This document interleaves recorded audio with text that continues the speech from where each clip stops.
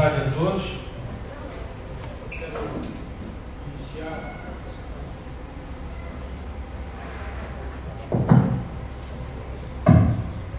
Boa tarde a todos. Gostaria de iniciar agradecendo a oportunidade de estar aqui. Cumprimento a presidente da SBDD, a Flávia, que foi quem gentilmente me fez o convite. É uma honra estar aqui nessa mesa, aprender com os que falaram antes e continuar aprendendo com os que falarão agora. Eu estava lendo um livro do professor português, para prestigiar meu pai, que era português, sempre que eu posso ler alguma coisinha de português, né? E que ele chama José Olímpio Bento. E ele tem um livro, o título, se não me engano, é Humanismo e Desporto. Né? E ele fala assim, entre aspas, olha que frase bacana. É precisamente de homens com conhecimento e ideias, né, que o desporto mais precisa. Essa é a frase.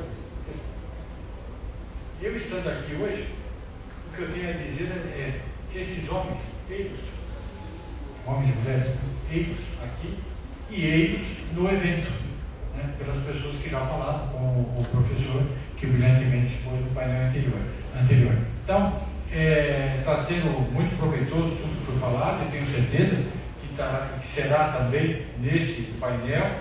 Eu vou proceder a um resumo dos currículos de todos os integrantes painelistas, porque se eu for ler tudo, já acaba o tempo do painel, e eu corro risco de falar uma bobagem, porque na hora de ler aqui vai ser um problema, né?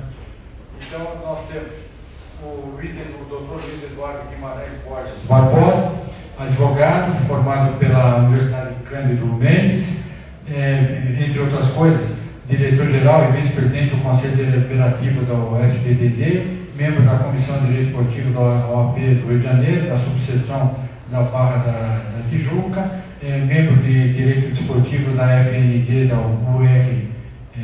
UFRG, né? Entre outras coisas, estou fazendo o resumo. A doutora Graziema Almeida, advogada especializada em financiamentos estruturados, né? Envolvendo demais operações, envolvendo ativos desportivos, sócia do SMV, advogada formada pela USP, assessora de investidores nacionais e internacionais, empresas e clubes brasileiros em questões societárias e contratuais diversas. E também o Dr. Pierre Robson de Souza, graduado em Engenharia Mecânica pela UFRG, da onde também é mestre em empresas, com ênfase em modelagem quantitativa e otimização de carteiras, doutor em Administração de Empresas pela EASP-FGV, e consultor da FGV, projetos de campo, no campo de análise de viabilidade e estruturação financeira de projetos, e professor de finanças na FGV. Então é o resumo, a síntese dos currículos, e como todos querem ouvir e aprender com os nossos painelistas, eu passo a palavra, a primeira que vai falar, que é a doutora Graziema Almeida. Por favor. Muito obrigada, doutor Francisco, pela apresentação.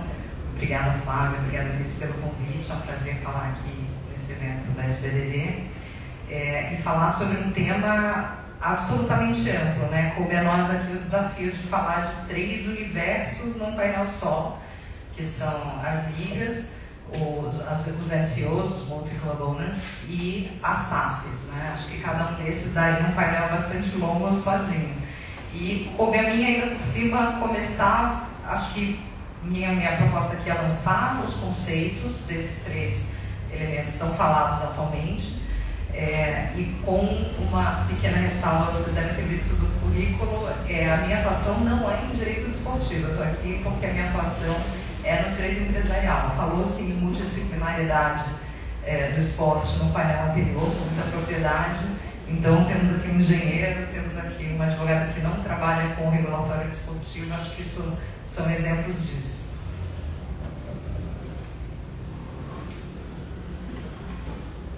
A apresentação não tem pra... Não, para Ciene. Tá no grupo.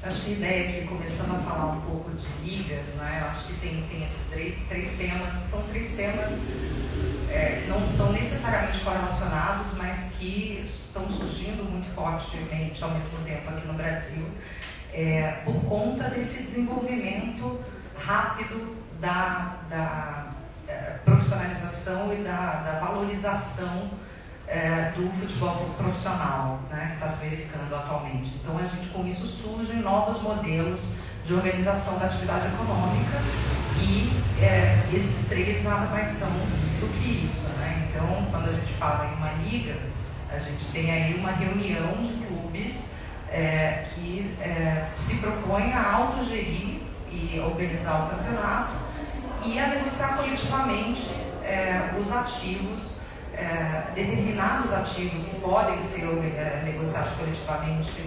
Tem aqueles que continuam proprietários dos clubes, mas de forma a maximizar esse valor, né? Então, e nesse contexto de organizar uma liga, você tem a possibilidade também de atrair investidores que sejam parceiros nos produtos, vamos chamar assim, que essa liga organiza. Então, a gente tem diversos modelos de organização de liga. A gente está discutindo aqui no Brasil, né, a possibilidade, por enquanto, as negociações têm sido de negociação coletiva de direitos. A gente tem aí 2 ligas em andamento, 2 propostas de negociação coletiva, e os pacotes de direitos comerciais que estão incluídos aí nessas ligas que os clubes cedem para que a organização central negocie coletivamente são bastante amplos, né? A gente tem direitos de transmissão, streaming, a gente tem game, a gente tem vários subprodutos aí, determinadas placas em estádio, a gente tem bola do campeonato, nome do campeonato, enfim, um sem número de ativos ali que podem ser negociados coletivamente em nome da liga, a receita distribuída pelos clubes nas proporções que ficarem organizadas, e é possível trazer um investidor que tem uma expertise em negociação desses ativos para contribuir aí para centralizar essa negociação, obviamente recebendo uma parte dessa receita. Acho que a gente tem, eu tinha um slide aqui até de benchmark aí, do que as 5 principais ligas globais negociam, cederam, né, o que ainda está nos clubes e o que está nas ligas, que eu acho que é uma comparação interessante para esse momento que a gente está vivendo. Mas vamos ver se... Acho que está entrando, não? Está entrando. Não vai no PDF, tá? Professor de PowerPoint.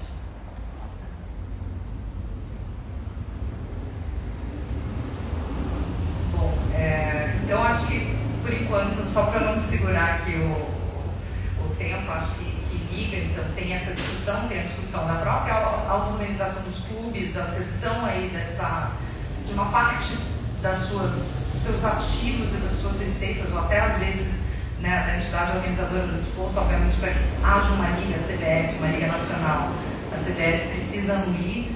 Tem discussão de quais as séries que entrariam numa liga, e a gente também tem aí um benchmark falando que nas ligas mundiais cerca de 48% entram séries A e B e 44% só série A, e o resto permite então que as ligas compreendam também a série C e D. E o papel de investidores nesse processo, né? A gente tem ligas em que não há investidores ainda. A gente tem casos como a Bundesliga, em que para cada tipo de ativo negociável eles criaram uma subempresa. Em algumas houve investimento de terceiros, em outras não, ainda é tudo muito gerido pelos próprios clubes. Então acho que de liga fica aí essa mensagem aí das discussões sobre a configuração que estão acontecendo atualmente.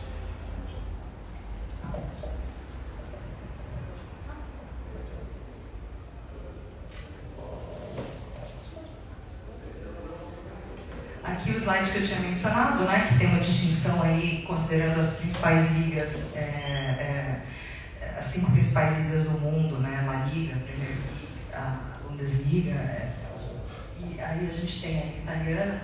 O que hoje é negociado individualmente pelos clubes e o que é negociado pelas ligas coletivamente. Então, como visto, né, o direito de transmissão e streaming, que são muito centrais normalmente pelas ligas, bilheteria pelos clubes, gaming pelos clubes. Isso é uma coisa que é bastante discutida, dependendo do tipo de jogo. Se é o jogo do campeonato, tem muito investidor que pressiona para que isso vá para a liga.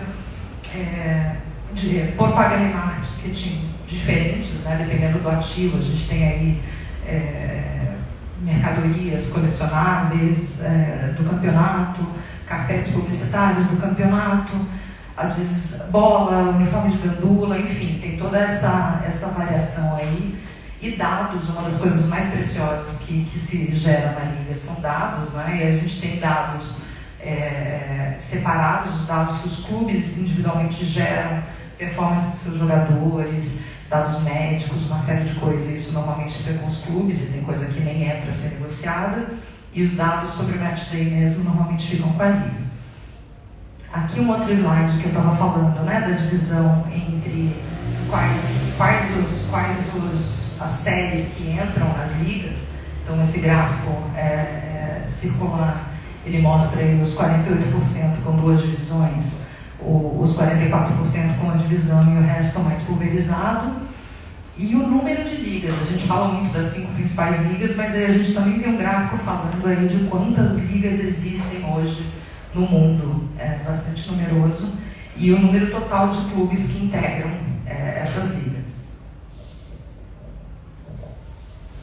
Entrando aí na parte dos multi-club owners, né, então a gente está falando aí de pessoas físicas, pessoas jurídicas que tenham mais de que tenham participação societária em mais de um clube no mundo inteiro. É uma coisa que está aumentando aqui no Brasil, né, o número com esse movimento de SAFs e recebimento de investimento estrangeiro. A gente tem aí vários investidores que têm participação em outros clubes ao redor do mundo. E a estratégia dos investidores para isso é a mais variada possível. Para que eles querem formar uma plataforma multiclubes, né? São vários os incentivos, vamos dizer assim. Tem desde a parte do marketing, né? Você tem uma exposição mais global da marca vinculada a um esporte. Você tem o próprio negócio, né, de formação e negociação de atletas. Então, quanto mais capilaridade você tem nos mercados, mais você consegue captar talentos e negociá-los, mais você tem uma rede também que consegue absorver esses jogadores ao redor do mundo. A qualificação desses profissionais através aí do intercâmbio entre clubes da mesma plataforma. Tem uma parte de interesse político, de aumentar influências regionais, onde ele decidir fazer o investimento. Interesses econômicos também, obviamente, né, que perpassam um pouco por tudo isso, né? Oportunidade de negócio, quando o clube não está tão valorizado e tem um potencial de turnaround, você tem a possibilidade de diversificação aí do portfólio de investimentos. Enfim, os incentivos são variados.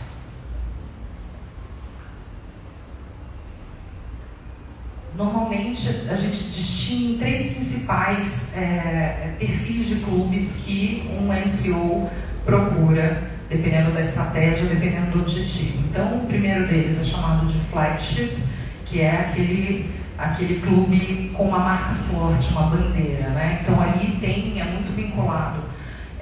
O investidor sabe que talvez, como uma oportunidade financeira, não seja das melhores, porque vai pagar caro por esse ativo valorizado em termos de marca, e a gente não está aqui falando de endividamento.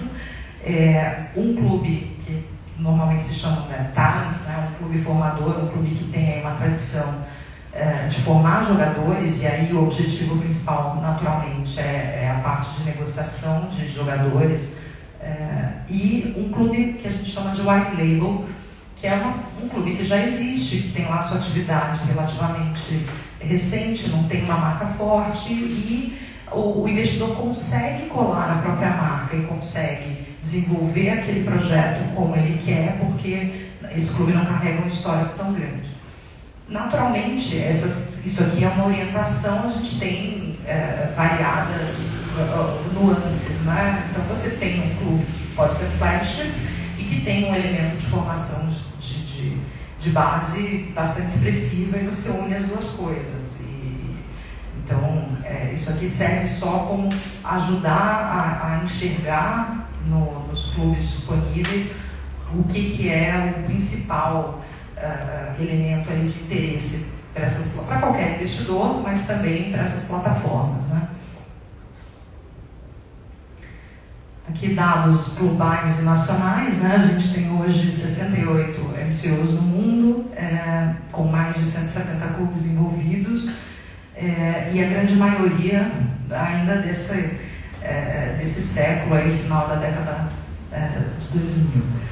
No Brasil, atualmente, a gente tem esses 5, né? A Red Bull, que fez o investimento dela até pré-lei da SAF, no Red Bull Bragantino. Ela já tinha o Red Bull Futebol, que hoje é o Red Bull 2, então é a mais antiga aqui. Aí a gente teve recentemente esse ano o investimento do City Football Group no Bahia. Eles hoje contam com 13 clubes ao redor do mundo. A Eagle Football do Texas com investimento no Botafogo, e tem também outros clubes aí, outros 3 clubes ao redor do mundo. O Vasco SAF do 777 Partners, um fundo, né? Acho que existe aí, quando a gente fala de SAF, uma preocupação especial com fundos como investidores no futebol, por causa dos objetivos em geral mais de curto prazo. Isso, enfim, essa é uma discussão interessante. E o Cruzeiro SAF da Tara Esportes do Ronaldo, que tem também investimento na Espanha. Bom, a gente tem visto, né, essa maior atratividade do Brasil para os MCOs com as SAFs. A gente sabe da dificuldade antes de investir num clube empresa, antes da SAF, por causa do regime tributário oneroso, né, que as sociedades empresárias não SAF têm em relação às associações civis. Então existia muito pouco interesse em tocar um negócio de futebol no formato corporativo. Isso com a SAF mudou e trouxe o Brasil para o mapa, né, e para o foco dos MCOs. A gente tem um problema, né, uma questão de, quando a gente fala de plataformas multiclubes, preocupações com participações cruzadas em clubes dentro do próprio país. A lei da SAF tem as regras próprias que limitam, né, investimento cruzado, controle. A gente vai falar isso mais detalhadamente na lei da SAF. E tem outras questões também que são de integridade no esporte, né? Como é que você garante aí que clubes do mesmo controlador e que eventualmente participem de mesmos campeonatos, que é uma coisa que aqui a gente não pode, e aí vou citar um caso interessante, mas como é que tem que ter essa preocupação, né? Como é que um não favorece o outro através de resultados.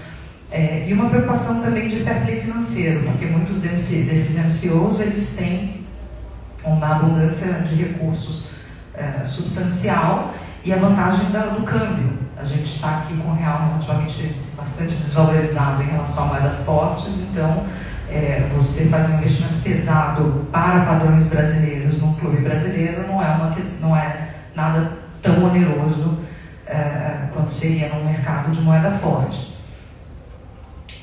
Então, acho que com tudo isso, essa realidade, né, a regulamentação vai correndo atrás da realidade. A gente enfrentou o caso concreto, foi exatamente o caso do Red Bull Bragantino. A gente atendeu a Red Bull nesse investimento no escritório, e ele já tinha uma participação no Red Bull Futebol, e veio então a decisão de investir no Red Bull Bragantino. os dois clubes jogavam, o Bragantino para investimento e o Red Bull Futebol, jogavam a Série A do Campeonato A1 do Campeonato Paulista. E aí não existia uma regulamentação e a gente então, enfim, consultou a Federação Paulista e a decisão foi que um dos dois precisaria descer para a divisão imediatamente inferior, e assim foi feito. O Red Bull Futebol foi para a Série A2 do Paulista, Red Bull Bragantino jogando a Série A1, e o fato é que mesmo que tenha a vitória em termos de resultado, consiga conquistar a A2, o Red Bull Futebol, enquanto o Red Bull Bragantino estiver na A1, o Red Bull Futebol não pode subir. Então, mas é uma coisa que foi casuística, foi aí que foi provocada essa regulamentação na Federação Paulista, e isso precisa acontecer também, obviamente, no âmbito CBF, no âmbito das outras federações, até FIFA. E meu último tema aqui é das SAFs, então, que falar o terceiro elemento atrativo aí de investimentos, muitos deles desses MCOs, né?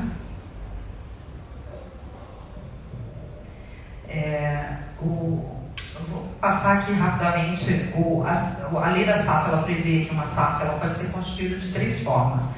Originariamente, então, ela simplesmente é constituída como qualquer nova empresa, ela já tem todos os ativos que ela precisar ter, né, ou próprios, ou arrendados, enfim, e ela vai ter que obter todas as inscrições, todas as vagas em campeonatos. É constituir uma empresa do zero, basicamente. E uma coisa aí, obviamente, a gente tem regras específicas que falam da situação em que uma SAF surge a partir de um clube pré-existente, seja numa transformação, seja num drop-down, numa cisão. Quando você constitui do zero, isso não existe, porque não existe um clube anterior que deu origem a essa nova SAF. O segundo modelo, então, é a transformação de um clube pré-existente numa SAF. A gente tem a mesma pessoa jurídica mudando de natureza jurídica. Pode ser uma associação civil transformada em SAF. Isso, até agora, eu pelo menos não vi. A gente, no escritório, transformou, pré-lei da SAF, o Red Bull Bragantino de associação em sociedade limitada, eles até hoje são, e a gente transformou o Cuiabá, que era uma limitada, em SAF. Mas eu ainda não via perfeitamente possível a transformação de uma associação civil em SAF.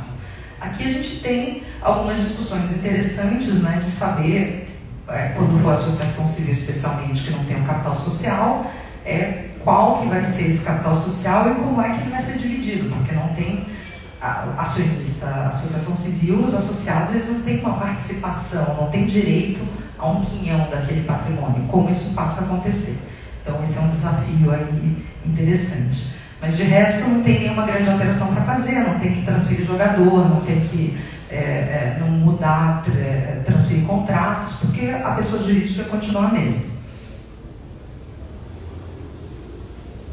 E por fim, o que está sendo mais comum, o caso mais comum, que é o que é chamado de cisão do departamento de futebol, né? Que não é uma cisão em sentido estrito, que você divide no meio como se fosse aqui uma meiose celular e continuam os mesmos donos em cima. A gente tem uma situação em que o clube pré-existente, ele cria uma subsidiária e transfere para ela, confere ao capital dela, o seu departamento de futebol.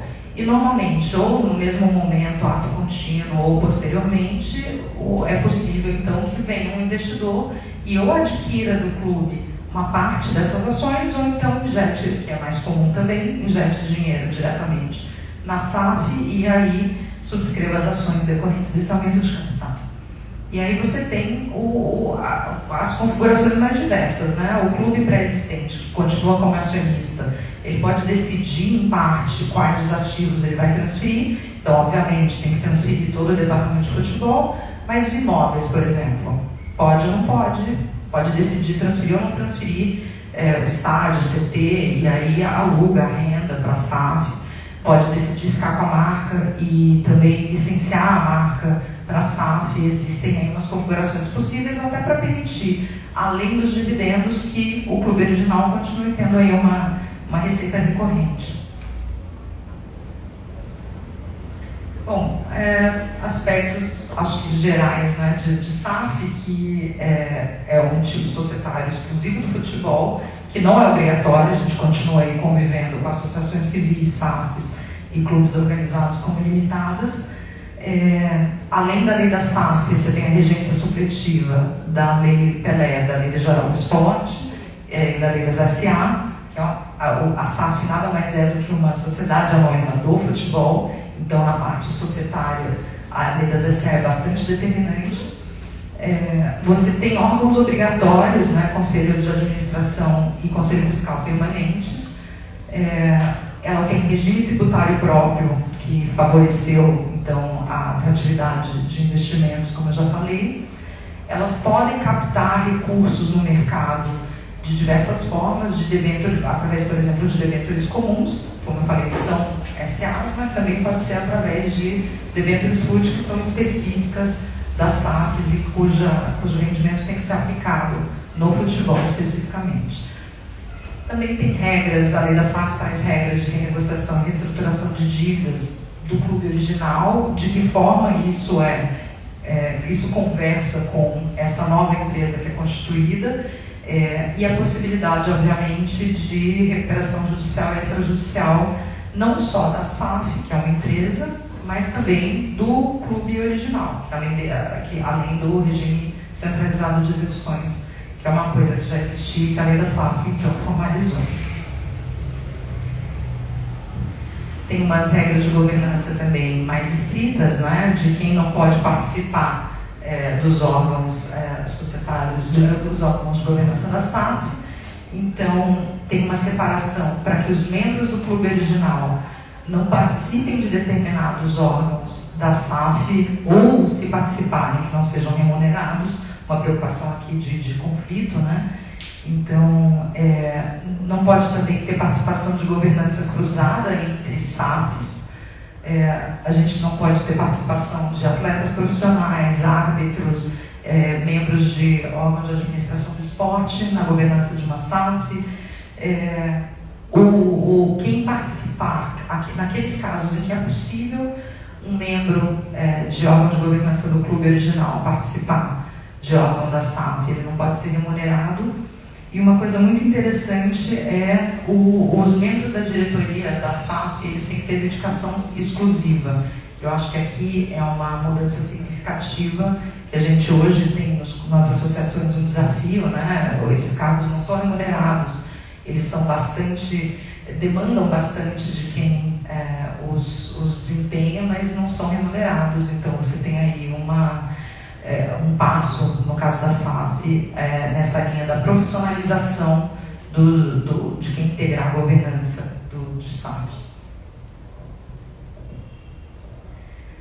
Estou me estendendo aqui, eu acho que esse é o último slide. Assim, a gente tem determinadas preocupações também, que eu já mencionei, de não ter participação cruzada. A gente tem direitos específicos que a lei preserva para o clube original, para que ele possa manter aí, enfim, ter uma palavra final sobre aqueles ativos que ele conferir ao patrimônio da SAF enquanto ele tiver 10% de participação. Então, o clube original que transferiu um imóvel, que transferiu a marca para a SAF, enquanto ele tiver 10% do capital social total das ações classe A da SAF, ele tem a palavra final em eventual negociação desses ativos. Então, se for vender o estádio, se for arrendar, se for fazer uma operação com a marca, licenciar, o clube tem a palavra final. E tem outros vetos, né, de reestruturações societárias. Tem 2 níveis de veto, enquanto o clube tiver 10%, e um nível mais agudo, enquanto o clube tiver pelo menos uma ação da SAF, ele for diluído ou vender a sua participação até que tenha só uma ação, independentemente do percentual que ela represente, o clube tem aí veto em relação a matérias muito essenciais para a história do clube, como mudança de símbolos, nome, mudança de município. Então, é uma forma que a lei previu, mas que, obviamente, outras proteções podem ser negociadas com o eventual investidor para além disso, né? tem aí a necessidade de revelar, acho que até para o controle das participações, tem a necessidade de dar publicidade ao beneficiário final do grupo que tenha a partir de 5% de participação numa SAF. Tem um ponto, acho que já abrindo um pouco o tema, talvez, do Pierre, a dificuldade de fazer o valuation de uma SAF, né, de um clube de futebol. A gente, obviamente, tem pouca referência ainda, tem mais hoje, mas tem pouca parâmetro, né, de comparação benchmark. E a gente tem uma atividade em que, de um ano para o outro, pode ter um aumento ou uma queda brutal de receita, considerando aí, ou dependendo do resultado desportivo. Então, esse é um grande desafio também nas SAFs. É isso, vou terminar aqui e passar a palavra de volta para o presidente.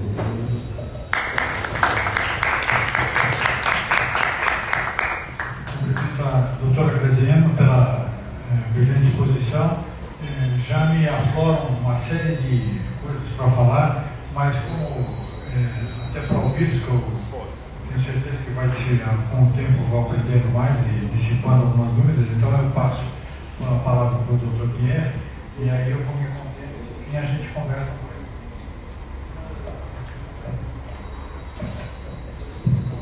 Bom, boa tarde. Então, antes de tudo, agradecer o convite, principalmente da Flávia e Vinícius pela iniciativa. Então, é um prazer enorme de estar aqui contribuindo, tentando contribuir num tema tão interessante, principalmente tentando trazer uma visão um pouquinho diferente. Como eu disse, eu sou engenheiro mecânico, formado depois usado em finanças, professor de finanças, não sou advogado, só tenho esposa advogada, mas não sou nada disso. Então, minha ideia aqui é trazer muito mais perguntas que afirmações, ou seja, aqui com uma visão de governança, de incentivos, que a gente vê SAF de um lado, associação do outro, liga, ou seja, tentar trazer um pouquinho dessas perguntas e tentar incrementar o debate, acho que é o objetivo disso. Então, aqui ninguém é dono da verdade, acho que eu tenho que realmente trazer essas perguntas, tá? Então, preparei alguns slides aqui, né, porque sou professor, então sem slide eu não consigo. Então, pode seguir, por favor. Então vamos lá, primeiro, também como professor de finanças eu não consigo não colocar alguns números, né? Então tentar contextualizar o que é o mercado brasileiro dentro do mercado global, ou seja, onde a gente se enquadra, né? Quando a gente vê hoje nossa receita, o faturamento dos clubes da Série A, 6,6 bi em 2021, né? Então, o que é isso? É muito? É pouco? Tem potencial para crescer? Ou já estamos no limite? Então, onde estamos? Aí a gente pega a comparação principais ligas do mundo, e a gente vê, Premier League da Inglaterra, 34 bi de faturamento, os clubes da Série A. Bundesliga, Alemanha, 18, La Liga, Espanha, 18, Série A italiana, 13, Ligue 1 na França, 11 bi. Bom, se a gente comparar Brasil com esses outros países, a gente já pode ver, Brasil, país de futebol, maior campeão da história, torcedores fanáticos, aqui tem alguma coisa. Ou seja, a gente tem que entender, no contexto, não faz muito sentido. Claro, somos um país menos desenvolvido que esses outros, somos, mas nossa população é muito maior que alguns países, nosso PIB é maior que alguns países, ou seja, a gente tem aqui potencial. Então esse é o primeiro fator da gente ver. Tem alguma coisa para ser feita aqui, eu acho que isso é consenso, todo mundo concorda, senão nem estaríamos discutindo. Aí vamos lá, o que são os passos a serem dados para a gente ter? Passar de clubes de alcance restrito, que é hoje nossos clubes. Infelizmente, não é muita gente lá na Alemanha que está assistindo o Campeonato Brasileiro. É uma realidade nossa. O que falta, então, para a gente conseguir ter clubes com alcance global? Aí eu cito algumas coisas que são fatores importantes para a gente ter atratividade global e não só restrita. Primeiro, competições com equilíbrio técnico. Bom, depois vamos discutir um pouco sobre isso. Equipes de alta qualidade. Ninguém vai assistir campeonato de equipes ruins. Não tem graça. Então precisamos ter isso. Jogos de estádio cheio. Quem já assistiu na televisão um jogo com estádio vazio já desanima na hora e já pensa, esse jogo não tem importância nenhuma, vou mudar de canal, não faz sentido assistir isso aqui. E depois, jogadores com alcance global. E aí, rede social nos últimos anos influenciou muito mais isso, ou seja, sem ter um atrativo para alguém, não, eu acompanho esse jogador, eu amo ele, eu vou assistir ele em qualquer time que estiver. Se a gente não tivesse jogadores aqui no Brasil, a gente não vai ter equipes com alcance global. Bom, onde é que nós estamos hoje aqui? Não temos nada disso? Não, a gente já tem alguma coisa. Por exemplo, equilíbrio técnico temos. A gente está aqui faltando 2 rodadas, ninguém sabe quem vai ser campeão, ninguém sabe quem vai ser rebaixado. todo jogo tem alguma coisa em disputa, alguns estão disputando Libertadores, outro o título, outro a Sul-Americana, outro rebaixamento, então equilíbrio temos. Temos uma discussão se é um equilíbrio por baixo ou por cima. Aí vem o segundo ponto, equipes de alta qualidade. Se para um time do Brasil ser campeão mundial precisa cair 8 raios no mesmo lugar, no mesmo dia, ter sorte, tudo certo, a gente já sabe que nossos times não têm um nível global. Então não temos nível de qualidade técnica exuberante que faça todo mundo querer assistir o Campeonato Brasileiro. Jogos caem cheio. A gente olha dados desse ano, evoluímos bastante. Temos estádios com média de público de mais de 28 mil pessoas. Isso é comparável à Premier League. Nossos estádios são um pouquinho maiores, então em percentual a gente não está igual. Mas a gente olha o Flamengo, mais de 57 mil pessoas por jogo no Brasileiro. Corinthians, mais de 30. Então a gente tem 11 equipes com mais de 30 mil pessoas em média no Brasileiro. Então a gente também tem estádio cheio. Tem repercussão, tem interesse. Agora, jogador de alcance global, aí não. Que a gente olha, a gente exporta os jogadores jovens, eles se tornam uma mercadoria global lá fora. Então, não, hoje não temos esse atrativo.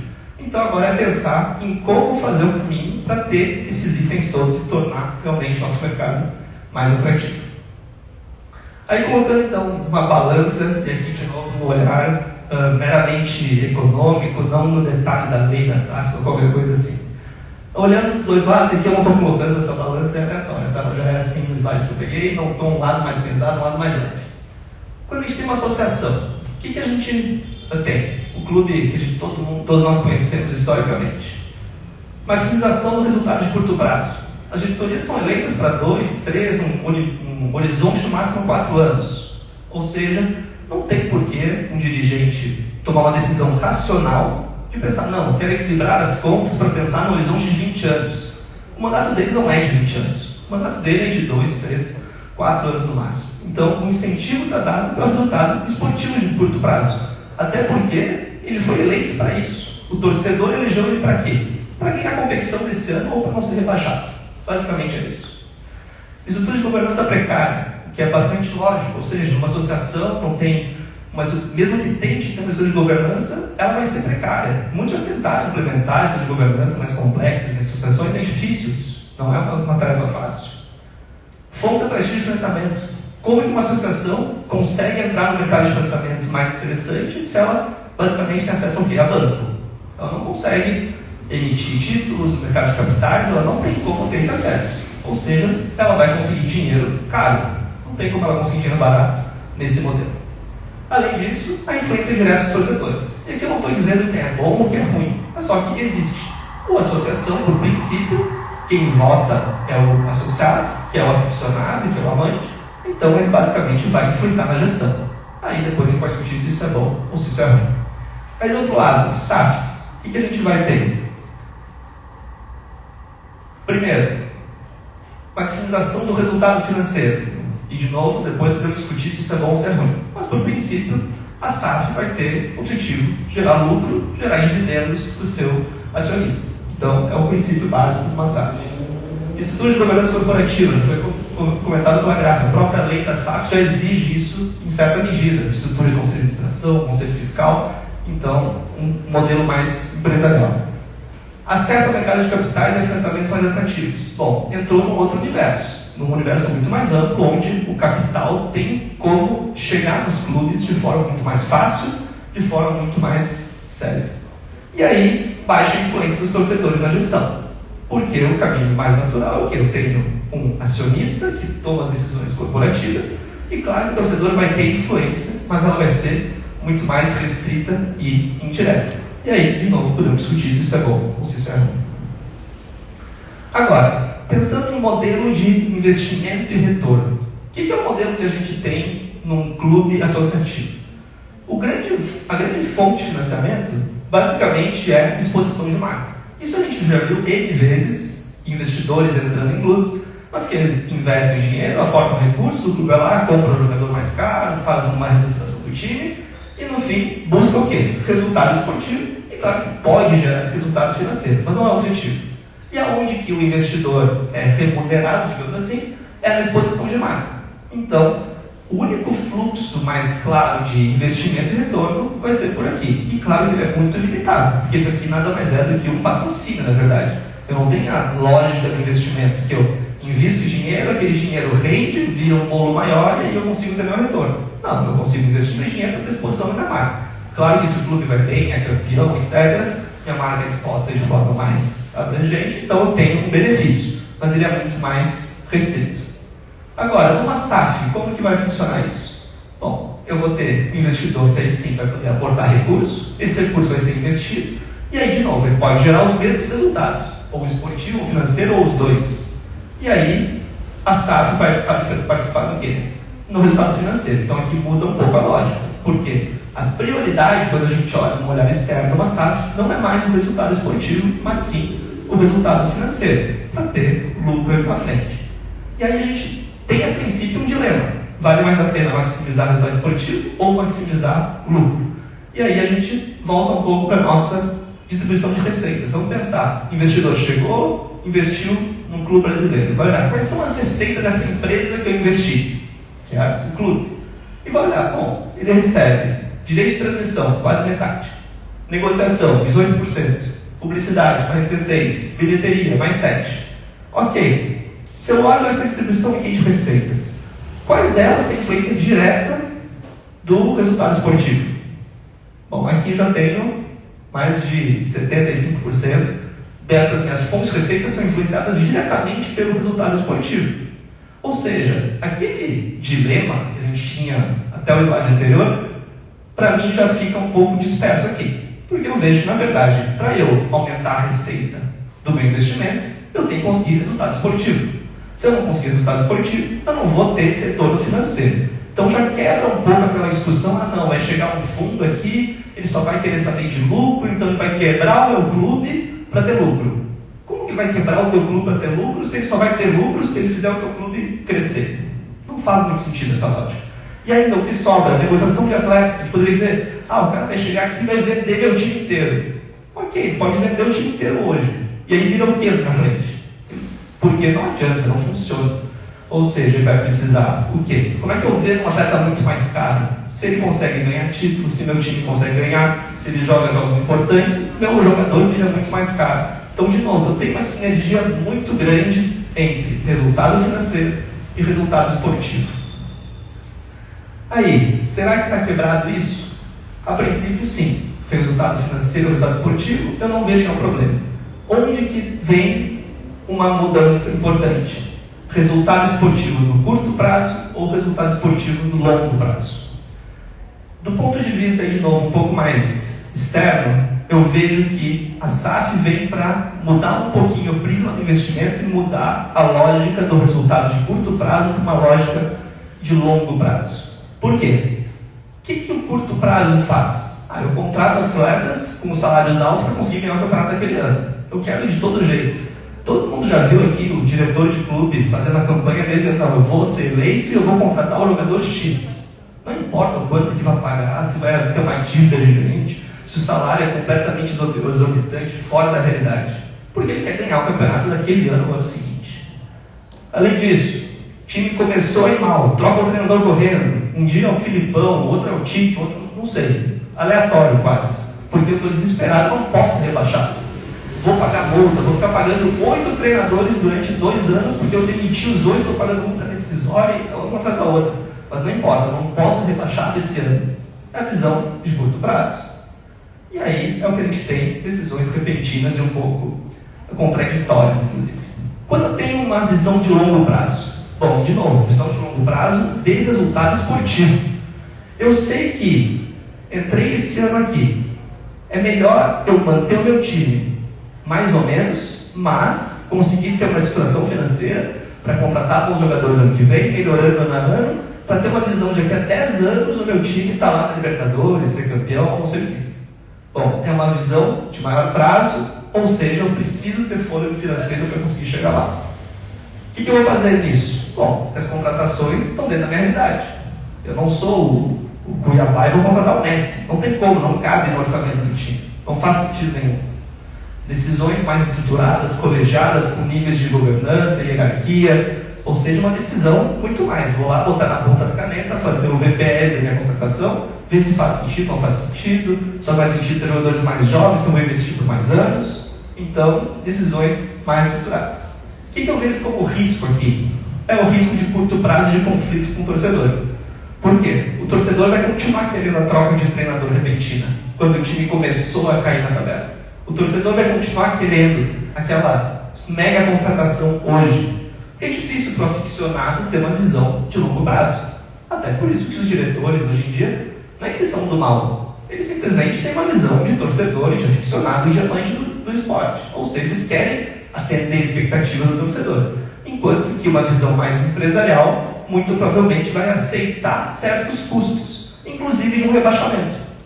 Muitas vezes a gente vai ver um gestor de uma SAF que não vai ficar desesperado se o time dele for rebaixado esse ano, pensando, não, vou aproveitar, vou estruturar o meu time melhor aquele ano que vem, vou ter 1, 2 anos que eu vou ficar na Série B, não tem problema, porque minha visão é de longo prazo. Então, eu aceito um investimento que seja, eu tenho um momento de baixa esportiva para ter uma alta esportiva no longo prazo. Mas, de novo, isso pode ser uma visão mais romântica do que real. Pode passar, por favor? Então, voltando para o nosso alcance restrito para alcance global. Já vimos que o que a gente tem que conseguir? Equipes com alta qualidade, jogadores de alcance global. O que a gente precisa efetivamente para conseguir isso, então? Pode passar, por favor? Bom, primeiro, fator essencial, aporte de recursos nos clubes. Eu não vou ter equipes de alta qualidade, jogadores de alcance global, se não tiver dinheiro. É um mercado como qualquer outro, então se eu não conseguir contratar gente boa, eu não vou, se eu não tiver dinheiro para isso, eu não vou conseguir. Gestores com visão de longo prazo. Eu sabia que eu tenho que passar 5 anos sendo financeiramente responsável para conseguir dar um passo a mais. E objetivos comuns entre clubes, que isso é uma coisa que já foi discutida amplamente, é um debate rotineiro, que é, se os clubes ficam se matando em coisas de curto prazo, eles não veem seus objetivos comuns, eles nunca vão chegar lá na frente juntos. Vão lá, direito de transmissão. Ah não, agora cada um negocia por si, então se eu quero olhar o jogo do time A eu tenho que assinar não sei o que, se eu quero olhar o jogo do time B eu tenho que assinar não sei o que, vira um inferno. Como é que pode eu querer ser uma liga de alcance global se nem o torcedor brasileiro consegue assistir o seu time? Que dirá alguém lá na Bélgica, na Espanha, na Alemanha, não sei lá onde. Vai dizer, ih, Campeonato Brasileiro, nem sei que time tem. Ah não, eu gosto do Atlético Paranaense. Ah, mas para assistir o jogo dele tem que entrar com o Casé TV, tá? Ah, tá bom. Virou um inferno, não tem como funcionar. Então, sem essa visão alinhada, eu realmente não vejo como a gente subir essa escada para ser um clube de alcance global. Pode passar? E aí vem 2 dos nossos pontos aqui, para a gente tentar entender degraus. E aqui eles não estão relativamente na ordem, tá? Mas que eu vejo como passos essenciais. Então, primeiro, como que eu vou permitir essa injeção de capital? Passa pelos clubes virando SAFs, ou seja, essa possibilidade de aporte de capital mais importante vai passar por clubes se transformando em SAFs para abrirem essa porta para o mercado de financiamento mais atrativo. E ter uma liga atrativa comercialmente. E aí está a questão de formar uma liga dos clubes, isso é o caminho que as grandes ligas do mundo fizeram, mas o ponto é, eu tenho que ter algo comercialmente atrativo e vendável. E aí entra a questão das ligas que têm exatamente esse objetivo e historicamente conseguem transformar um produto que antes era meio não vendável em algo efetivamente vendável e com aficionados no mundo inteiro. E aí, só para fechar e trazer discussões, que a Graça até já colocou um pouquinho, que é um risco que eu sempre vejo, queria levantar para o discute, para o debate, que era o risco dos nossos clubes se tornarem simplesmente uma subsidiária de um grande clube europeu. Ou seja, o cara se machucou lá no Manchester City. Aí ele tem que se recuperar. Ah, manda ele lá para o clube do Brasil para ele ficar jogando um ano naquela liga lá de segunda linha, porque daí o cara vai jogar bastante, depois se recuperar ele volta. Então, assim, é um medo que eu tenho quando eu olho essa questão das SAFs e desses controladores, das MCOs, de tornar o Brasil um mercado que reforça aquele estigma de um exportador de commodity, tá? Que eu não vejo o caminho que o Brasil deveria seguir, e aí, obviamente, o medo, mas eu trago muito mais para o debate para a gente discutir se isso realmente é um problema ou se eu estou pensando de forma assim. E, por fim, a questão da formação da liga, que eu acho que é uma discussão que já está bem amadurecida e que está bem clara, que não dá para ter uma liga com uma disparidade gigante de receitas entre grandes e pequenos, porque aí a gente perde o primeiro ponto que hoje a gente tem, que é do campeonato competitivo. Então, hoje a gente já tem uma disparidade, mas felizmente nosso campeonato ainda é equilibrado. Mas se essa disparidade ficar, e por muito tempo, a gente tem daqui a 15, 20, 30 anos a tendência de ter um campeonato que não tem mais graça. E aí a gente perde um dos nossos pontos de atratividade. Bom, então acho que não sei se eu ocupei mais ou menos o meu tempo. O objetivo aqui é realmente trazer esses pontos aí para o debate, contribuir e agradecer de novo o convite de conseguir ter uma discussão sobre um assunto tão interessante e com pluralidade de ideias. Muito obrigado. Cumprimentando o Dr. Pierre, que ele, para mim especificamente, que tem dificuldades com números, né? Até por isso que eu fui para a área do direito, se tornou uma coisa clara. Né? Então é muito interessante a discussão, trazou certos pontos de vista, e eu cumprimento então pela sua fala. E passo a palavra então para o Dr. Luiz Eduardo. Obrigado, Dr. Jordani. Gostaria de agradecer o convite realizado pela presidente Flávia Zanini, o Dr. Morrone também está aqui participando dessa mesa de debate, o Dr. Pierre, o Dr. Gacema. E depois dessas duas explicações, apresentações deles aqui, me vem uma série de questões envolvendo o futebol brasileiro, né? Porque a doutora Gacema discorreu sobre Liga, SAFs, MCOs, e o Dr. Pierre com os números. E a gente vê uma disparidade de números gritantes. E uma das coisas que ele fala é da grandes clubes com a internacionalização dessa marca no Brasil, a necessidade disso. Um equilíbrio competitivo entre as equipes e nada disso a gente tem. Um exemplo clássico é que, pela primeira vez, eu acho que pelo menos em 10 anos, nós vamos ter um campeão mundial inédito da FIFA. Porque nenhum dos clubes que estão participando do Mundial foram campeões. Manchester City nunca foi, o Fluminense não foi, o da Arábia, o CNI, nenhum desses clubes ganhou o Campeonato Mundial de Clubes. E aí vem a grande questão. Custo do elenco mensal do Manchester City. 290 milhões de reais. Custo mensal. Custo da folha salarial do Fluminense Futebol Clube, que possivelmente pode vir a jogar uma final com umas 7 milhões de reais. Com a descrição do Dr. Pierre, qual a chance do Fluminense ganhar? Se pensarmos só em números, a gente fala que seria impossível. Mas no futebol existe imponderável. Eu acho que é um dos poucos esportes, se não o único, em que mais tecnicamente mais fraco, digamos assim, pode ganhar daquele que é o mais forte. Se compararmos essa folha salarial, a gente vê essa disparidade. E quando a gente fala dessa criação da lei da SAF, que foi editada em 2021, o Progressivo, eu acho que a gente teve uma grande oportunidade de fazer uma legislação que realmente pudesse fazer com que os nossos clubes queiram virar SAF efetivamente e assim fazer com que cresça. Tem uma gestão apropriada, correta e que vise o objetivo a longo prazo. O que nós vimos com a questão da lei da SAF foi vários clubes entrando com pedidos de RCE nos tribunais de justiça civil, tribunais de justiça trabalhista, para evitar, primeiro, que as penhoras continuassem. E muitos desses clubes obtiveram essas suspensões da execução das suas dívidas, e quando eles conseguem isso, eles conseguem canalizar mais dinheiro para o futebol, e quando eles canalizam mais dinheiro para o futebol, a gente vê que eles deixam de pagar os RCEs e ficam entrando com recursos e tentando renegociar, e o credor que está ali sem receber do clube há 15 anos sofre. O jogador de futebol, que já está aposentado, precisa receber, não consegue. E eu acho que isso tudo vem de um reflexo daquela não profissionalização do futebol, principalmente do esporte brasileiro, na década passada. Na década passada nós tivemos os 2 maiores eventos esportivos do mundo: Copa do Mundo e 2 anos depois, Jogos Olímpicos. Uma injeção de dinheiro exacerbado no país, Caixa Econômica Federal patrocinando quase todos os clubes da Série A com valores estratosféricos, contratação de jogadores, clubes com investimentos em atletas e conseguiram os objetivos desportivos que geraram posteriormente dívidas altíssimas que levaram eles a cair para a segunda divisão, não só uma vez, mas mais uma vez.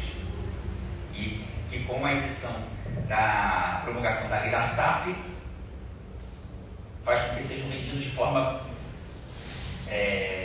acelerada. E antes da mesa estávamos discutindo como fazer a valuation dos clubes, como valorar, como passar os ativos. O clube vai fazer uma cisão, ele vai virar a SAF direto, ele vai deixar de ser associação operacional, vai fazer a cisão. Qual patrimônio que vai passar para a SAF? A marca vai ser cedida para a SAF de forma definitiva ou vai haver um licenciamento? Quando a doutora vai acertar a propriedade intelectual, ali as marcas, como a gente vai fazer essa gestão dos clubes? E isso tudo foi discutido de forma soldada e gerando um prejuízo para o clube. Por exemplo, o clube vende a participação dele para uma SAF, 90% ele fica com 10%. Se ele cede definitivamente a marca do clube para a SAF vem a falir.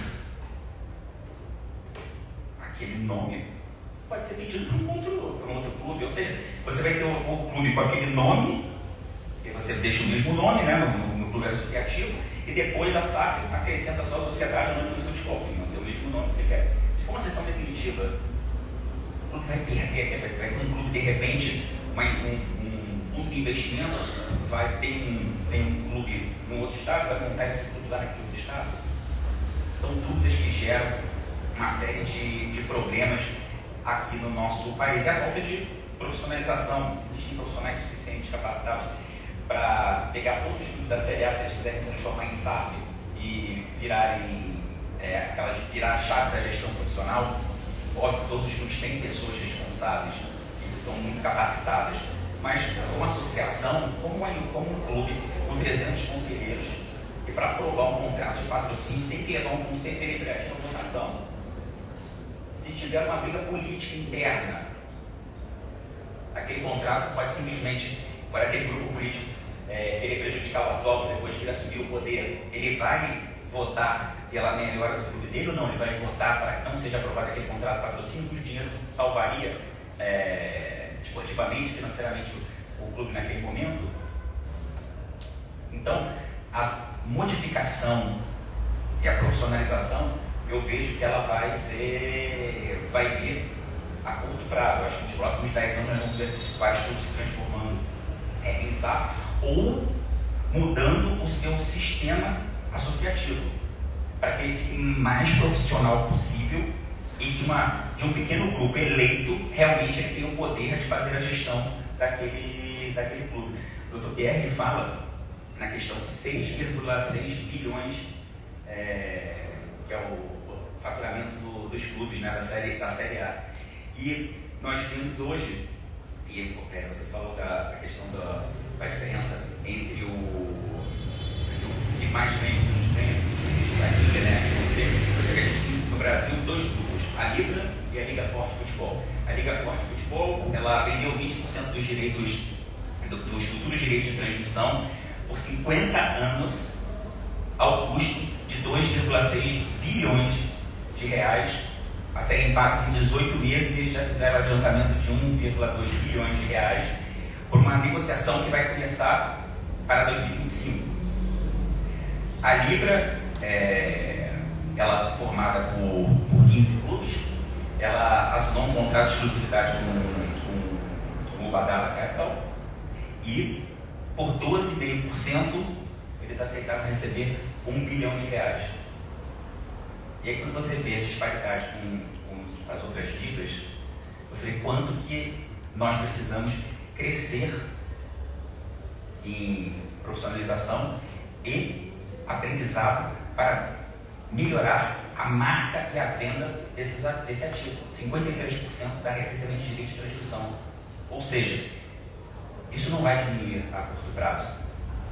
Então, a negociação desse próximo contrato ele tem que ser muito forte para que haja o quê? Uma injeção de dinheiro, de capital dentro do futebol para que o equilíbrio técnico possa aumentar e principalmente que haja um entendimento entre as duas ligas para que elas se fundam em uma única e possa ter o maior número de clubes possíveis e que não haja a diferenciação entre do que o que mais ganha seja 10, 15 vezes maior do que o que menos ganha. E é esse que é a grande briga da Liga Forte de Futebol e da Libra. O sistema de divisão de valores entre uma liga e outra é diferente. Na Liga Forte de Futebol existe uma diminuição considerável entre o primeiro colocado ganha para o último colocado, o que vai fazer com que um clube ganhe mais que o outro. Óbvio, os maiores clubes sempre vão ganhar mais, porque eles atraem mais público, então existe aquele coeficiente que vai ter a sua aplicabilidade e eles vão ganhar mais. Mas se esse clube que vai ganhar mais, ele tiver um desempenho desportivo ruim, ele ficar na última posição antes da zona de rebaixamento, ele não vai ganhar aquele percentual referente ao desempenho desportivo que ficou primeiro. Então essa diferenciação é que não pode ter um grande salto. Então, enquanto não houver esse consenso, que é o que você expôs na sua apresentação, faz com que haja um desequilíbrio e a gente não vai conseguir fazer com que haja um desenvolvimento e uma venda em valores cada vez maiores. Eu me lembro que eu participei de uma reunião da venda dos direitos de transmissão durante a pandemia internacional, valores irrisórios pagos. E por incrível que pareça, não é por incrível que pareça, porque o nosso futebol é forte e pujante, a cada ano de transmissão vem aumentando o coeficiente de público que assiste e a quantidade de países que compram o nosso futebol. Ou seja, no próximo ciclo de negociação, aquele valor irrisório já vai deixar de existir. Então isso faz com que aumente o ganho de capital e possa gerar um equilíbrio mais forte. E eu estava ouvindo a doutora Graciela falar do Delicioso e me lembrei o primeiro tópico que ela falaria do branding marketing, né?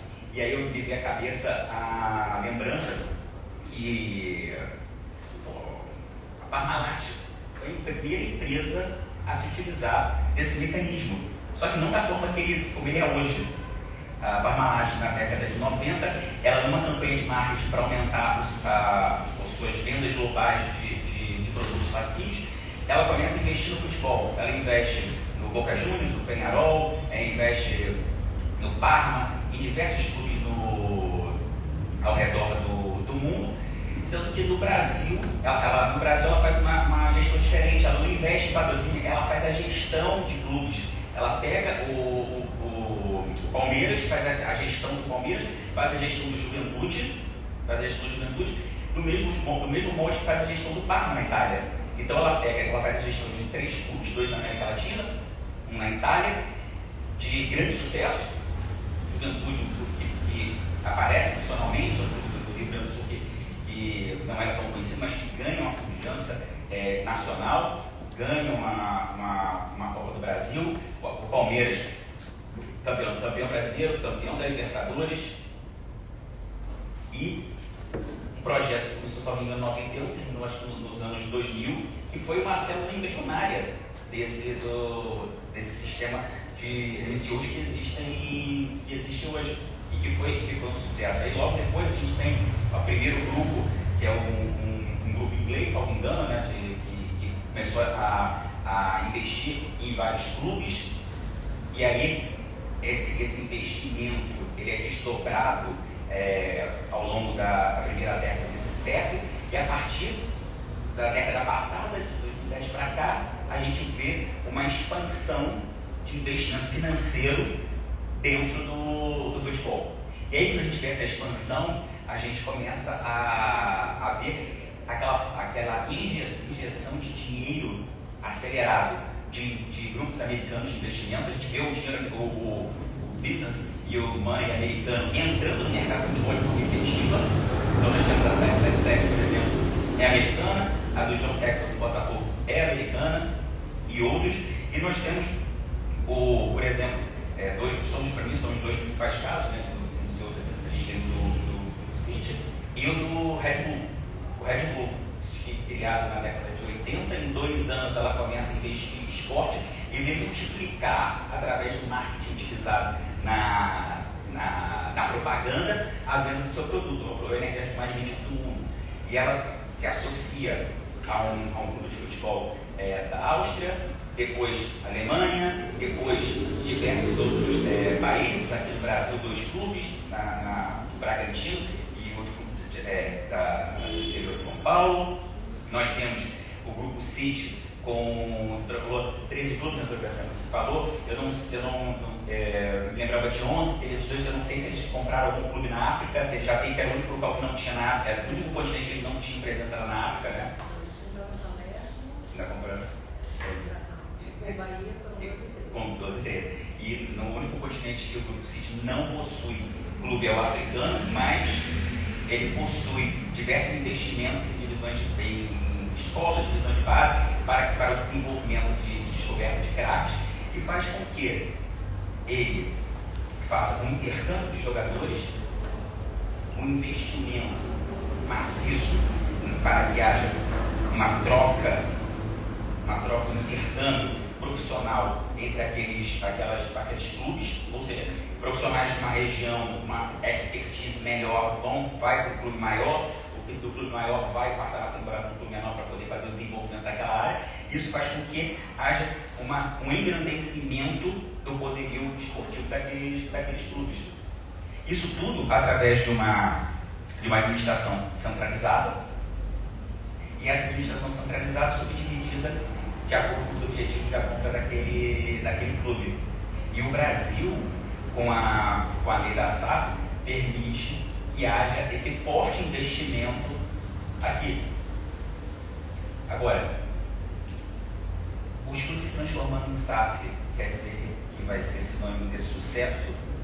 Nós estamos vendo aqui no Campeonato Brasileiro desse ano, não. O simples fato de se tornar SAF não quer dizer que vai haver um sucesso. Eu acredito que vai melhorar consideravelmente, mas o Dr. Pierre colocou nos seus slides na sua apresentação: menor influência da torcida. Será? A curto prazo a gente está vendo que aparentemente não. O problema recente ocorrido com o Botafogo demonstra o contrário, uma briga entre o gestor e o dono contra o principal torcedor organizado do Botafogo. Então, isso tudo eu vejo que é a necessidade de um aprimoramento que vai haver nessas relações, a aplicação das leis criminais contra os atos de vandalismo contra o clube, a necessidade da criação de entendimento conjunto, como o Dr. Pierre falou, para a criação de uma liga forte que permita de forma efetiva que haja uma combinação de venda dos direitos de transmissão, placas, todos aqueles direitos envolvendo game e outras coisas, para que haja um fortalecimento de todos os clubes que estão participando das séries A, B, e quem sabe conseguir ter uma liga da série C, da série D forte também, que possa proporcionar uma renda, porque hoje, mais cedo, teve uma apresentação em que ficou demonstrado que somente 1% dos jogadores ganham acima de 500 mil, 1% ganha acima de 200 mil reais em 500 mil, e a maioria, 70 e tantos por cento, ganham até um salário mínimo, sendo que desses aí só tem no contrato salário, porque nenhum salário mínimo recebe, é só porque dá a obrigação legal de ter aquele salário. Então, a fortificação do futebol brasileiro vai acontecer através da sinergia, da sinergia entre os clubes, para poder fazer de forma organizada e unida, para melhorar esse desempenho econômico deles, para que eles possam ter uma alavancagem internacional linkada com o que a doutora Iracema falou, a possibilidade de se transformar em empresas, apesar da nossa legislação SAF precisar de uma modificação, e já existe no Congresso um projeto de lei para mudar, mas que também ainda não é o melhor projeto, mas que vai melhorar em alguns pontos, porque fará com que essa profissionalização efetiva venha de forma mais ordeira e fácil, e a gente consiga mudar o nível do futebol brasileiro, fazer com que com que a gente volte, nossas equipes consigam voltar a disputar os campeonatos internacionais de pelo menos de pé de igualdade com os europeus, como aconteceu no passado. Que é o que a gente precisa. E o reflexo, a gente não conseguir disputar de pé de igualdade, a gente vê na Copa do Mundo. E a gente vê que apesar dos nossos jogadores praticamente todos jogarem na Europa, mas há uma diferença gritante. E eu acho que, para terminar aqui minha fala, eu acho que você falou da questão nos slides do fair play financeiro. E eu acho que a pandemia, ela, além de todas as mazelas que gerou para a população, as questões de saúde, ela gerou um grande problema para o futebol brasileiro. Porque se não fosse a pandemia, estava praticamente certo de ser aprovada a implementação do fair play financeiro no campeonato brasileiro. E eu acho que o grande problema hoje dessa grande dívida dos clubes é justamente a não existência de um fair play financeiro. Porque se houvesse um fair play financeiro implementado no nosso campeonato, a gente faria com que não se contratasse, como diz o Pierre, o Messi para um time, sabendo que aquela equipe não tem como pagá-lo. Isso gera um buraco financeiro que o presidente do clube, daqui a 2 anos ele não está mais lá, primeiro ano dele, contrato o Messi, depois de 2 anos ele não vai estar lá, vai deixar a bomba para o outro presidente, o clube aprova as contas de forma irresponsável e não pune aquele mau gestor, gerando o quê? Aquele afundamento e a crise e aqueles rebaixamentos sucessivos. Então eu acho que a implementação do fair play financeiro no Brasil, ele precisa ser realizado imediatamente. Nós vimos que isso aconteceu na Itália, na Europa, nos anos 80, nos anos 90, e a gente já estamos em 2023 no Brasil, isso nem se cogita. Existem premissas de fair play financeiro, premissas muito, muito pequenas, mas que não são efetivas. Então eu entendo que essa sinergia do que foi apresentado pelo Dr. Eversen e os resultados financeiros apresentados pelo Dr. Pierre, se não forem levados à frente pelas equipes, eu acho que a diferença entre os clubes europeus e os clubes brasileiros vão aumentar cada vez mais. E se levarmos em consideração, excluir o Brasil e levarmos em consideração a Europa e os outros clubes sul-americanos, a disparidade é muito maior. Então, se não houver esse aprimoramento a curto prazo, nós só vamos sofrer mais prejuízos. Então, passo a palavra agora para o Dr. Giovanni para começarmos perguntas e podermos debater e esclarecer, que eu já vi que temos uma folhinha aí cheia de perguntas.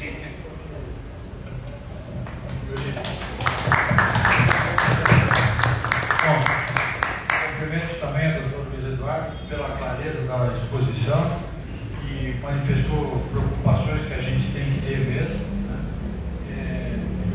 Eu, do que eu ouvi, eu estava pensando, o nosso problema, além de todos os que foram muito bem expostos aqui, ou também decorrente disso, eu acho que as coisas aqui no Brasil, vão até mais fundo. O Brasil começa pelo problema da colonialidade. Nós temos aquele complexo de vira-lata. Esse complexo existe no meio social, no meio empresarial, né, de certa forma, e chega no esporte. A SAF, aqui no Brasil, ela, na minha concepção, ela não foi feita exatamente com uma visão de longo prazo. Ela foi feita, como sempre é feita a legislação esportiva aqui no Brasil, para dar algum suporte para os clubes que estão capengas, para dar suporte, para salvar a pele, né, para usar uma expressão mais chula, mas que traduz o que eu estou pensando, né, para salvar a pele dos clubes. Tanto que os clubes que procuraram virar SAF com urgência foram os mais endividados. O clube que não está endividado, eu não conheço aqui em São Paulo, não vi nenhuma vez, por exemplo, falar que o Palmeiras vai virar SAF. Também não ouvi no Rio o Flamengo virar SAF. Então, a SAF, falta a mentalidade que o Dr. Pierre apanhou com maestria, daquela visão de longo prazo e tal, de querer se tornar isso uma SAF. Então, é isso que eu acho, que eu uma das dúvidas que eu tenho, eu coloco para os painelistas, se acharem que é o caso de ter seu comentário sobre isso. Não há mentalidade de se formar uma sociedade anônima de futebol como manda, entre aspas, o figurino. Há a mentalidade de vou salvar a minha pele. Depois que eu salvar a minha pele, aí a gente vê o que faz. Né? Nós já tivemos exemplos, né? Não foi de SAF, mas que mostram a mentalidade. Houve questão de regime concentrado para pagar dívida e se criou o Clube A1, né, para poder evitar de pagar dívidas. É essa a mentalidade de vigor. E essa mentalidade, ela repercute, né, e bate nos atletas. E bate nos atletas. Né? Eu, como sou uma pessoa ligada ao direito do trabalho, eu também tenho essa visão. Tem um livro que é do professor Pinheiro Castelo, Jorge Pinheiro Castelo, que ele fala do direito do trabalho líquido. Direito do trabalho líquido. Né? Então, o que é? O clube não mostra nenhuma preocupação. Estou falando de clube, né? Ele falou do empregador de maneira geral. Estou dizendo aqui, o clube não mostra maiores preocupações com os atletas. Né? Então, o atleta hoje, aquela expressão que quando eu era pequeno, havia de amor à camisa, hoje não tem mais. Eu não estou dizendo que o atleta é irresponsável, hoje ele cumpre profissionalmente. Mas aquele, me desculpem a brincadeira, mas tem pessoas que gostam da expressão equivocada, aquele plus a mais, tá? Não se pode esperar no atleta, porque ele não tem a retaguarda do clube. Né? Então, isso também afeta. E essa questão dos clubes multiproprietários afeta isso.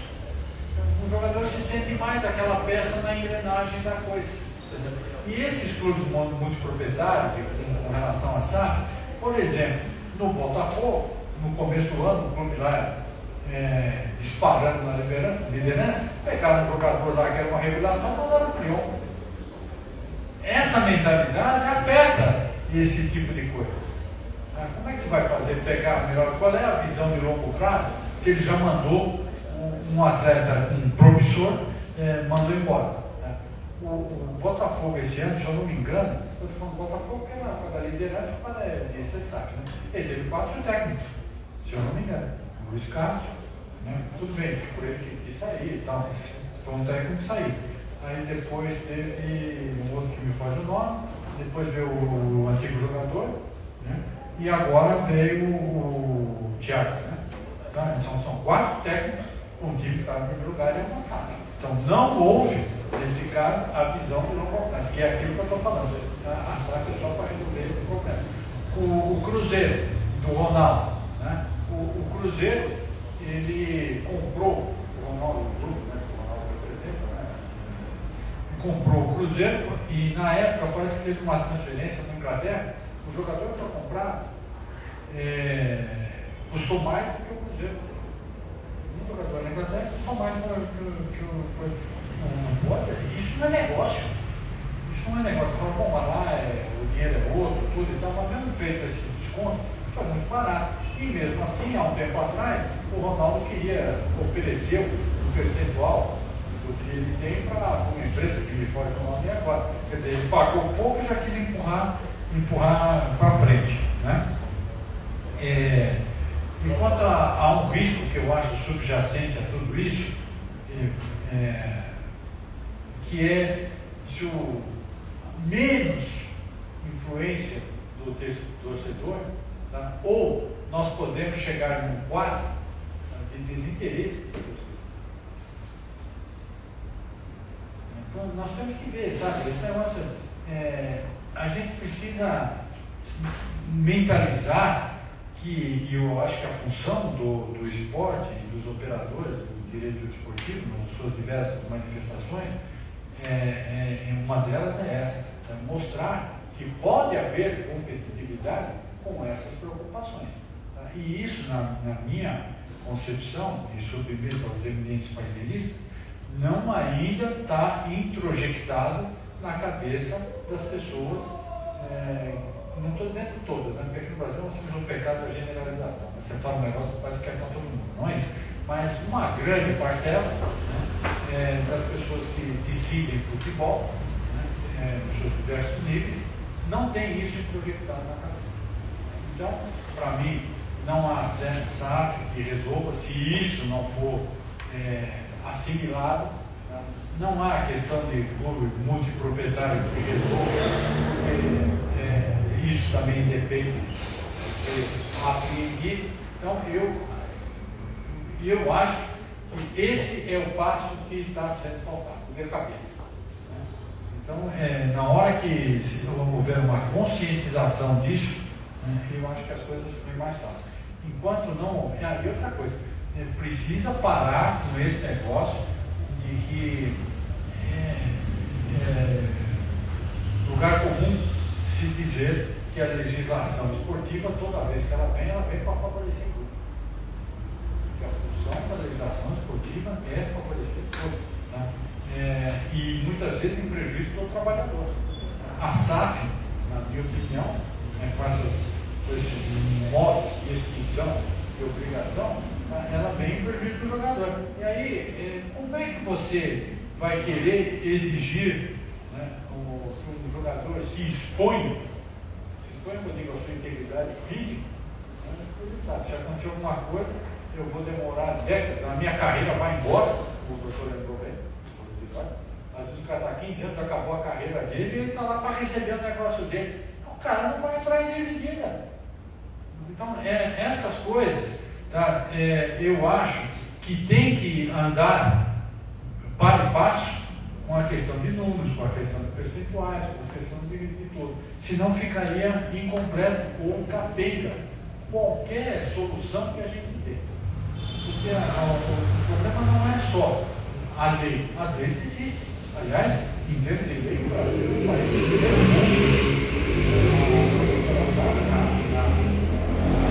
na disposição anterior, ela disse, a nossa mais linda, entendeu? Mas sozinha não resolve, a SAF não resolve, né? Nada resolve se não tiver essa mentalidade. Então, eu não sei se a gente poderia comentar alguma coisa sobre isso, ou agora nós podemos dar uma palavrinha final, seja outro motivo, alguma coisa, que nem foi usado no painel anterior, né? Não sei se tem alguma pergunta. Porque eu me lembro que há algumas perguntas, sim. Temos perguntas. Bom, eu não perco a oportunidade de fazer pergunta. É sempre uma oportunidade de aprender com pessoas que entendem muito mais que eu do tema. Eu ouço muito falar no Brasil de SAF, de MCO, ser no Brasil objeto do investimento. Isso vai muito na linha do que o Dr. Giordani falou, da nossa mentalidade colonial. A gente quer continuar sendo colonizado, a gente acha que depende do que vem de fora para melhorar. Eu queria saber de vocês se vocês vislumbram os clubes brasileiros fazendo um movimento contrário e expandindo a sua marca para fora do Brasil. Muitos clubes têm categorias de base muito forte e não conseguem inserir os jogadores no mercado brasileiro, mas poderiam fazer isso em clubes de liga italiana, liga portuguesa. Queria saber de vocês se vocês veem isso como uma possibilidade e se sim, o que vocês pensam sobre o assunto. Descemos a ordem inicial. Eu acho que a gente ainda está nesse estágio, né? Como o professor bem pontuou, de organização, aí, né? De trabalhar com o que existe, tudo ao mesmo tempo agora, e concordo que existem vários pontos que precisam ser aprimorados. E eu acho que advogando a gente acaba aprendendo a aceitar a arte do possível e pessoalmente eu acho que foi um pontapé inicial que eu acho que pegou de fato os clubes que estavam necessitando de dinheiro, mas a gente no escritório está observando um movimento de clubes que estão pensando mais estrategicamente em se tornar SAF sem a pressão da necessidade do investidor. Então estão olhando que dinheiro, que tipo de dinheiro eles vão receber, que tipo de perfil de investidor, se é um investidor estratégico, tipo uma uma plataforma multiclubes, se é simplesmente um investidor financista que quer um retorno financeiro, não vai, e a gestão fica com o clube original, se é uma participação majoritária, se é minoritária, o rol de direitos, enfim, acho que tem aí um caminho de aprimoramento que eu acho que está acontecendo, obviamente partindo de uma situação da qual a gente partiu, é uma coisa que sempre demora, mas aí eu acho que, então, voltando indo à pergunta, acho que está todo mundo ainda muito autocentrado, pensando em resolver seus próprios problemas, mas eu sei, por fato, que tem clube olhando para fora, pensando em se tornar alguma coisa parecida com um MCO regional.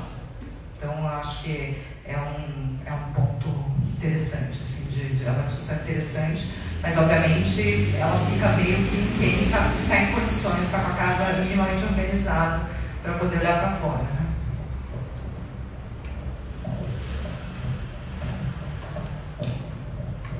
Deixa eu só aproveitar e pegar um gancho do que foi falado antes, que é a questão de ter sido uma lei implementada muito para salvar a pele daqueles clubes mais afogados em dívidas. Eu concordo plenamente, mesmo não sendo merda do direito, mas acho que o ponto principal é ver o impacto de longo prazo, mesmo com uma lei que tenha sido feita para o curto prazo.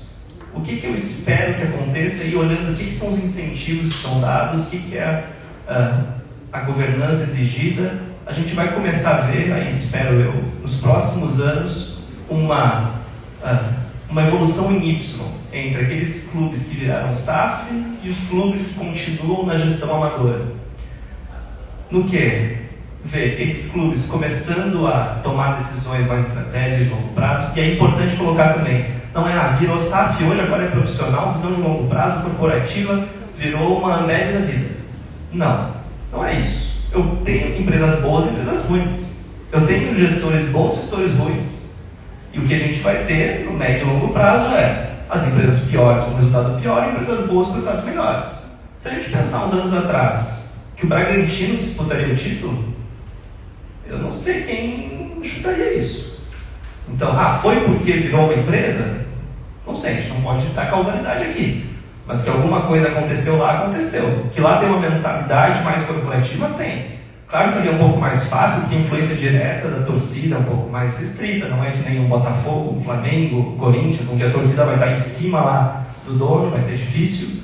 Mas aí eu vejo isso. Primeiro, existem empresas boas e empresas ruins, mas a tendência, por causa do arcabouço de incentivos que está dado, é esses clubes, empresas, essas SAs, né, acabarem, no longo prazo, se tornando mais profissionais, mesmo que seja de forma paulatina. E aí, atraindo aquele investimento mais estratégico e não desesperado. Ou seja, claro que tem uma primeira onda do desesperado que aproveita, porque ele se pega na primeira boia que tem, mas depois vai ter aqueles clubes que não estão desesperados e vão começar a ver se faz sentido. E aí vai ter o ponto de dificuldade, que é o quê? Aqueles dirigentes históricos perdendo poder. Por que algum dirigente vai querer, não, eu abro mão do poder, agora vira uma SAF, eu vou ser conhecido como presidente que pulou fora? Vai ser difícil, isso é uma decisão difícil. Porém, vai ser uma via de mão única. Uma vez tomada a decisão, não volta mais. Aí que eu vejo um ponto de equilíbrio no longo prazo, o que é? Aos poucos, alguns clubes vão se tornando, mas nenhum vai voltando. Ou seja, o que eu vejo daqui a 20, 30 anos? Que a gente tenha uma liga feita por SAFs. Aí, claro, é um exercício de futurologia, é difícil de ver, provavelmente a legislação também vai mudar nesse tempo, mas é um equilíbrio que eu vejo como relativamente natural. Porque clubes SAF vão começar a ter injeção de capital, vão começar a ter gestões mais duradouras, mais profissionais, e as associações vão acabar ficando um pouco para trás. Essa eu vejo como um equilíbrio. Posso errar no exercício de futurologia, mas é como eu vejo os incentivos dados, é o que eu tenho expectativa que aconteça. Então, o Dr. Jordani falou da questão do Flamengo, o Palmeiras se transformar em SAF. Eu acredito que eles vão sim se transformar em SAF mais para frente, só que não da maneira que aconteceu com Vasco, Cruzeiro e Botafogo. Eu acho que eles podem se transformar em SAFs e ficarem com controle dessa SAF. E uma parte minoritária, que faria uma valoração, conseguiriam chegar num valor de qual participação valeria 10%, 30%, emitiram debêntures FUT, e eu acredito que daqui a alguns anos isso vai ocorrer. Vai haver essa mudança para até permitir uma profissionalização e uma gestão de forma mais reta e objetiva. Então acredito que no futuro isso deva acontecer, mas com a associação sendo dona da maioria das ações daquela SAF. Então esse é o pensamento meu, acredito que isso no futuro vai ocorrer. O pensamento mesmo falou agora da questão de já clubes que fazem essa questão de expandir suas fronteiras para a América Latina, que é um mercado e que a nossa moeda é mais valorizada que a deles, então seria mais fácil fazer a gestão de um clube. A gente teve notícias no ano passado, desse ano, que o Flamengo queria comprar um clube em Miami, queria abrir um clube em Miami, comprar um clube nos Estados Unidos e Portugal, e até em Portugal parece que as negociações teriam avançado bastante, mas depois o assunto morreu. Né? E a questão, Vinícius, a sua pergunta da internacionalização, eu acho que o que dificulta assim, a internacionalização da marca dos clubes no Brasil é o calendário. Simplesmente isso. Porque os clubes brasileiros não têm como fazer uma pré-temporada fora como os clubes europeus fazem. Os clubes europeus vão para os Estados Unidos fazer partidas de futebol na pré-temporada, vão para a Ásia, para a China, tudo aqui no Brasil nós temos os campeonatos estaduais, isso dificulta muito, porque há convite para parte dos clubes brasileiros participarem de competições fora do Brasil na pré-temporada e que não são aproveitadas. E, por exemplo, a questão da divisão de base, nós nem conseguimos fazer um campeonato brasileiro de divisões de base, de categorias, porque os clubes alegam um custo excessivo, então já ficaria mais difícil. Então, a partir de 2024, 2025, em tese, a gente já vai ter todas as categorias de base. Os campeonatos estaduais, por exemplo, impedem que haja essa pré-temporada fora do Brasil, com federações colocando em seus regulamentos que se o clube não jogar com a sua equipe principal no campeonato, ela pode ser multada e ser eliminada do campeonato. Existe essa possibilidade em alguns regulamentos. E na questão da internacionalização do intercâmbio, já houve um clube brasileiro que abriu, conseguiu fazer uma parceria com um clube na Europa, mas que não deu certo. Essa parceria se encerrou tem uns 4 anos mais ou menos, e o intercâmbio não gerou qualquer fruto, e uma grande questão que havia era os custos envolvidos do real frente ao euro impossibilitava que aquele negócio sofresse uma expansão. Um investimento adequado para que o projeto fosse à frente e necessitava de um apoiador, um patrocinador efetivo.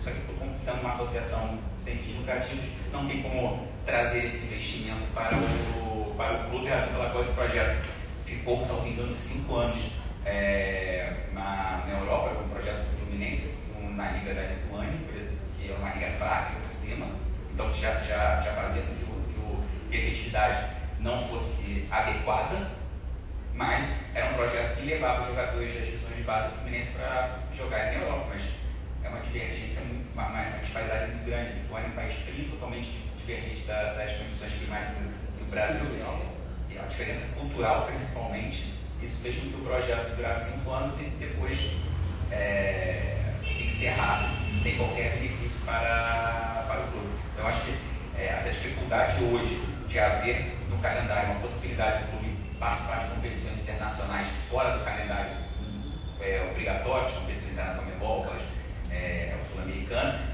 impede muito essa internacionalização. Ou seja, hoje a internacionalização é limitada à região sul-americana, com a Copa Sul-Americana e a Libertadores Comebol, e quando o clube brasileiro ganha, vai disputar o Mundial e se der sorte de chegar na final. Nos últimos anos, nem na final a gente tem conseguido chegar. Então, tem até um tipo de piada, de chacota nesse tipo de situação. Então, acho que esse que é o grande problema. Ótimo. Parabenizo parabenizos mais uma vez. Nada de futurologia, hein? Aliás, nós nem discordamos. Eu estou dizendo que o que aconteceu agora é que a gente precisa mudar a mentalidade. A partir do momento que se muda a mentalidade, se chega nesse ponto. E quanto ao negócio do Palmeiras e Flamengo, eu digo, eles não se preocuparam agora porque eles não têm esse programa de liga, né? Então é essa a questão. A tendência é que todos vão, mas precisa mudar a mentalidade. Esse foi o meu ponto. Então eu acho que eu devo encerrar pela hora, né? Já venceu.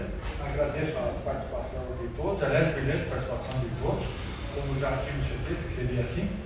E renovo meus cumprimentos à nossa presidente, a Flávia, né, pelo evento, e dou por encerrado esse painel.